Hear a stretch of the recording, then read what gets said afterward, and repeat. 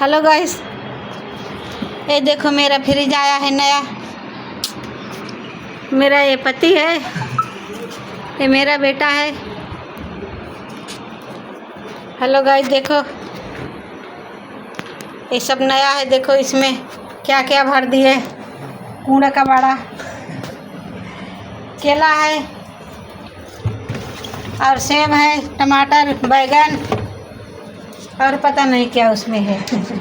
मिर्ची है एक टुकड़ी। और ये हमेशा साफ करते रहते हैं। देखो हेलो गाइस, रुको बंद कर देती हूँ पहले। इधर ही तको।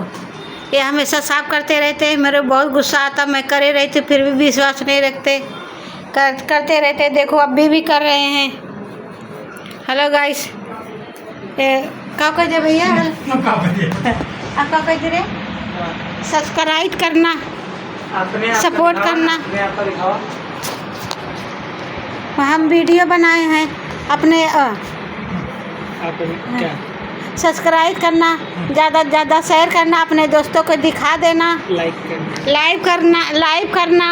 हेलो बाय बाय, अगले वीडियो में फिर मिलते हैं।